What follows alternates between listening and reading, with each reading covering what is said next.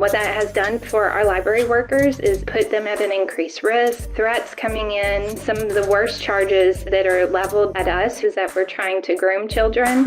Which side are you on? Which side are you on? So I'm going to take it away here. I'm really excited about this next conversation.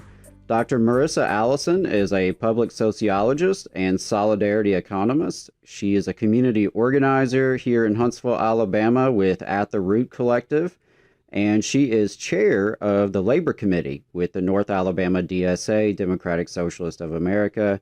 Marisa, thanks so much for being back on the Valley Labor Report. Always good to be here. Good to see you guys. Thanks so much. Absolutely. So you're involved in a lot of things, but one arena you've been following pretty closely is all the drama and struggle around public libraries in the state. For me, I've tried to follow it, but I know there's been some changes to the Alabama Administrative Code. There's a controversial new chair of the State Library Board. And of course, all of this is happening in a context where well-funded extremist cranks and bigots are trying to ban books and criminalize librarians and, manufacture controversy. So here's a big question for you, Marisa. What's going on in Alabama's libraries? Yeah, I think no one should feel ashamed if they don't know everything that is happening. It feels like something new is coming up every day. So last year, Governor Ivey put forward to the Alabama Public Library Service Board a set of changes that she wanted them to make to the administrative code. And that is the code that libraries have to follow in order to receive state funding. So she, pushed forward those changes, and even with a large public outcry against them, they still were pushed through. And so those changes are now being enacted in libraries across Alabama. New policies are being developed in order to comply with those changes. Folks are doing things differently in different library spaces, but some of the biggest changes are coming for our youngest readers. Everyone under the age of 18 is going to have to shift the way in which they have access to the library and the materials within. So here in Huntsville, where I am, our library board has created a 3-tiered system for patrons under 18 that parents will have to select to allow their kids to have access to what they had access to before. That hasn't gone into place just yet, but what that means is that for some folks under the age of 18, if their parents don't go in and specifically say that they can move up to a higher level, that they would only have access to the books that are really for our youngest readers, board books, picture books in the library.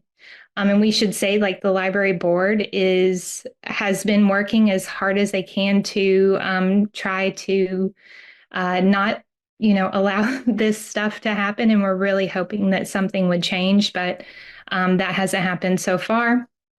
And so libraries across the state are enacting different policies. I can talk about some of the other ones that are a little bit more surprising, but everyone should really be paying attention to what's happening in their local library and how the policies are changing, and what that means for them.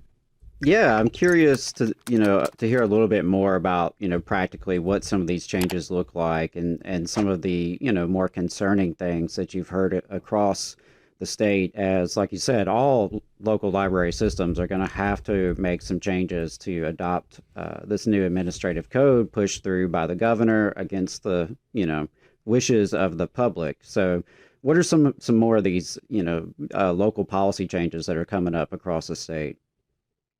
Yeah, so in one of the administrative code changes that came through, there was a push to say that materials that are obscene, sexually explicit, or otherwise inappropriate for minors, which is a hard thing to define, that library boards would have to not purchase books that fall into those categories, which I should say they didn't already. That wasn't something that was happening.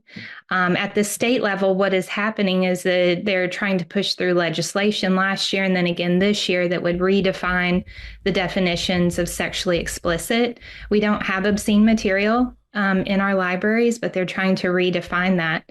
So what that looks like is like in the North Shelby Library, the board voted on new policies just this last week that will segregate all LGBTQ children's books, putting them in a section that will require parental supervision. In Coleman County, they have now moved everything from the young adult section to the adult fiction section. So they're reclassifying over 2,000 books, which means that was the easier process for them. Other libraries, Ozark Dell had to close down for an entire month at the end of the summer to go through their materials and make sure that they complied with these. Most libraries, if they are interpreting these changes the way that they should be, that means that they're recognizing and saying there are state code definitions that we can follow that are talking about obscenity, sexual explicit. These have like specific legal definitions, and if they are following them, and that's what Huntsville's doing, Jefferson County is doing the same thing, then that means that right now things are safe. But if the pre-filed legislation, HB4, that would change these definitions will also put librarians at risk of jail time for having materials on the shelves available to children under 18 or kids under 18. So it's a big concern for labor. It's a big concern for people who use the library, which oftentimes those are people that necessarily don't have the ability to just go out and buy a book. And we use the library all the time in my house. We use them for my kid. We want him to have access to books that show the family that he's growing up in. And if we were in North Shelby right now, those books would be segregated to a different section. Wow. Yeah, it's so bizarre to me that you have this push from certain corners of the state, certain populations, and it seems as if they are conflating pornography and what most folks would consider obscene or explicit materials. They're conflating that with material that just mentions gay people, LGBT folks, diversity. I've seen more racially charged attacks on certain books. So it's just very concerning, to really mislead folks in the public and mislead people to think that, little Johnny and little Jane are getting access to things at the library that they really shouldn't. It's very, very it's gross. It's gross to weaponize that kind of stuff. And as you said, we've got real impacts, right? You've got a library that had to shut down for a whole month. That whole community was without a critical community asset, because I totally agree with you. It's not just checking out books. It is a hub for the community. It's a resource for the community, particularly poor and working class folks. It's a place where you can get internet access and, work on your resume and apply for jobs, find resources to do that kind of thing. So it's really an attack on the public as a whole, and it's really gross. And one of the ringleaders of that is John Wall. I was wondering if you could tell us a little bit more about this character. Yeah, so John Wall was initially brought on the Alabama Public Library Service Board from the North Alabama region. He's now been selected to become the chair of the APLS just at the end of September. He's also the chair of the Alabama Republican Party. The interesting thing about what happened at this last APLS board meeting is that the state, when they sent money down to the APLS that then gets filtered to the libraries, there was a decline in funding. And what that meant, and what the APLS has decided to do, is to not fund hotspots anymore, where people could actually go and check them out from their libraries and then take them home. And in that meeting, John Wall had to have hotspots explained to him. So there was also not a real understanding of what the impact was going to be. This is, for me, as a public sociologist, this is my biggest concern, is that we're moving in a direction where we're defunding these very vital and important public institutions. And the recognition that this is going to have impacts. The Huntsville-Madison County Library has already ceased their hotspot program. It's going to have a rippling effect, and those folks who, are in the working class are going to be the most affected for sure. Hey, 5 seconds. Just wanted to say that this is only possible because of our donors. If you want to see more of this, then consider donating yourself at tvlr.fm/donate. Yeah, I totally agree. And for me, like, the state of Alabama is not doing great when it comes to internet access. Like, it's just, that's a problem that we have across the state. There are too many folks who lack high-speed internet as it is. And, to see this vital resource, these hotspots, Wi-Fi hotspots that libraries are being offered, to see that funding cut is really a blow. So I'm curious, like, how have community members responded to all of this? Like, what are you hearing from folks? What are you seeing in terms of response and what people are doing, in light of these attacks on our library system? Yeah, I mean, over the past year, we've just seen just a rise of community pushback against this and resistance to all of these policies, the changes, things that are happening in local libraries. And that does seem to be keeping up pace. We still have library board meetings. Last week, the Athens Limestone board meeting, the chair said, I've been chairing this for, I think, like 15 years or something. And he was like, oh, we never had people show up at these meetings, and now they're completely packed. So people know that things are going on, and there is a big pushback, from multiple different organizations. So folks have probably heard in their own communities about different organizations like Read Freely Alabama. We have the North Alabama chapter of the Democratic Socialists. We have a pushback that's been going on for the past year. Birmingham as well, their chapter of the Democratic Socialists as well have been heavily involved. And then up here in Huntsville, we have the At the Root Collective, which has been really showing up, and we've been buried in library stuff and still hear community members saying, like, I didn't realize what the impact of this would be. Because, I mean, let's be clear, what's happening is a false sort of moral panic that people are afraid that things that actually aren't in the library are in the library, or there's misrepresentations of books, say about comprehensive sex education, that are in young adult sections, which are appropriate for that age, are being said to be in a section where a 2-year-old can just, reach up and grab them. And that's just not the case. What that has done for our library workers is put them at an increased risk. Threats coming in by community members who believe that they are doing things. Some of the worst charges that are leveled both at us, who are really just trying to make sure that libraries are, accessible for everyone, that we don't have censorship coming into our libraries, is that we're trying to groom children and just perverting these notions of things that are really problematic and unfounded at best. Yeah, it's really disturbing to see the amount of misinformation that's pumped out. And, we see that time and time again down here, whether it's about immigrants, whether it's about other, minorities and marginalized communities in our community.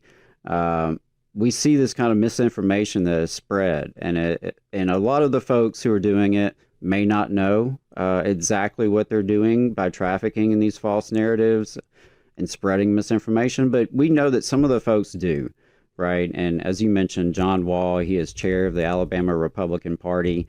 Some folks may recall he had issues some years ago where he allegedly voted with a homemade ID. So not only does he not understand hotspots, I'm not sure he fully understands driver's licenses and voter registration. But that's a segment for another day. Marissa, so I'm curious about this Reading Revolution campaign that you've been involved in. That's sort of connected to all this struggle that's happening around the libraries. Tell us a little bit more about Reading Revolution. Yeah, so this is a joint project between Birmingham's DSA and North Alabama's DSA. We've been working together for a year now, trying to collectively push back against things that are happening in libraries. What we're really encouraging folks to do is get out to their libraries, make sure you have a library card. We have a list of books, a link tree. I can give your listeners the address is a linktree.com /reading revolution. And I can give it to you all for your show notes as well. And if they go there, they can find a list of 100 books. We have a section on labor, some Alabama labor history books, just kind of all the most important topics right now. The banned books that we're seeing across the U.S. Are on there, and we're just trying to get folks to get out and check out those books, post on social media and tag us if you do and if you want to, and really just get the circulation up, because one of the biggest arguments that we have heard from the people who are pushing for censorship in our libraries is that they aren't trying to ban books, but in fact, their reasoning isn't sound. When you move books out of the sections that they're supposed to be in, then they don't get checked out as much. And if they don't get checked out as much, then the circulation goes down and those books are removed, which ostensibly is a book ban. And that's what they want to see. So if we get out, check out the books that they don't want in the hands of the people who should have them, then those books are going to remain on the bookshelves. So you can go to that website and check out the books that we have on there. We have a contact form. If you can't find them, we can help you figure out how to go into your library and either donate a book that you don't see there or request a purchase of it. Yeah, I really love this idea, and I'm just kind of checking out the book list, and there are books there that are commonly challenged throughout the history of our schools and our libraries. Some of these books are considered kind of controversial. For example, Howard Zinn's A People's History of the United States. That's one that's been targeted from state to state over many years. But lots of really interesting, recommendations on the list. And I got to give a shout out to The Hammer by Hamilton Nolan. That's a newer book that came out this year. It's already on the frequently targeted list for... no, this is just a recommended reading list, okay. For Reading Revolution. I don't think it's been targeted yet that we know of, but if they knew how damn good it was, they might, because it is a great one. So yeah, I really, really love that idea of getting folks, engaged with their libraries. Go get your library card, check out some books, learn more about organizing and about the history of labor in Alabama. And you and I are actually doing some collaboration on that note, trying to educate folks on labor history, particularly here in the South. So you want to tell folks what we're up to on that? Yeah, so we're going to have Adam out to the Huntsville, Madison County, the North Huntsville Library on the 22nd at, what time is it? 6 p.m. 6 p.m. Yeah, sorry. And he's going to be giving us a history of labor. And we're really excited. I know your listeners already know that you are a former educator. So I think there's a lot to be learned, and we're supporting the library by holding this event there. And we hope to have a lot more events like this as well.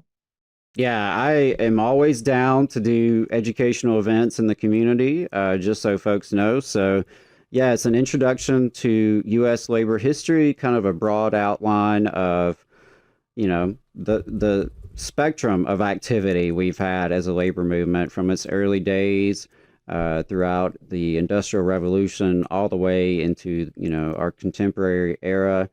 It's hard to squeeze in an entire history of a country's labor movement in 1 hour.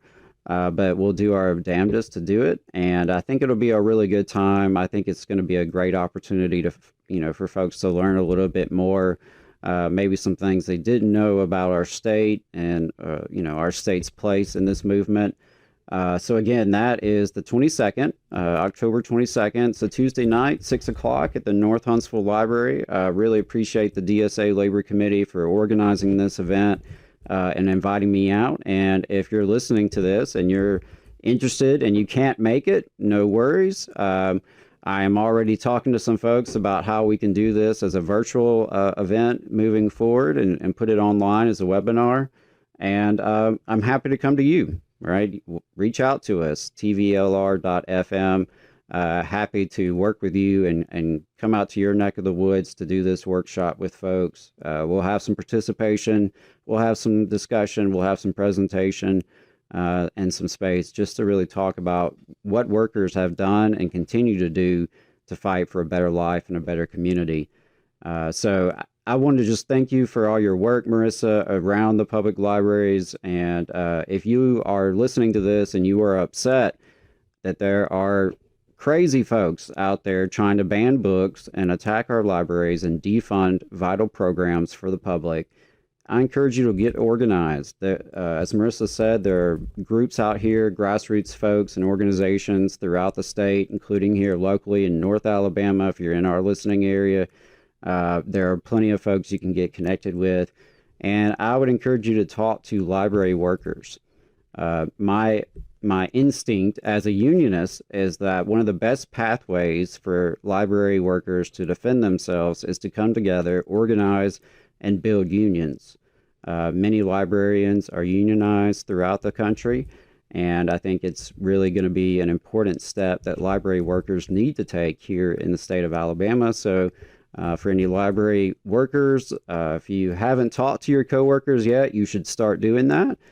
You should start reaching out to labor folks. Reach out to any of us at the Valley Labor Report, but the Emergency Workplace Organizing Committee. There are so many resources out there, but definitely do reach out. So, Marisa, did you have any final words before we let you go? That was actually the final word that I was going to say as well, is you can reach out to us at DSA. If any of you are library workers out there, I really just want to ditto what Adam said. I think that there are things that we can do when we come together as workers and push back. And now's the time to do it. I mean, this pre-filed legislation is pretty scary. And as always, I think it's important in the South to remind folks that it's important to stay and make change. Before you leave, let's try to make change here. Yes, absolutely. Thank you so much, Dr. Marisa Allison. Really appreciate your time this morning. Thank y'all.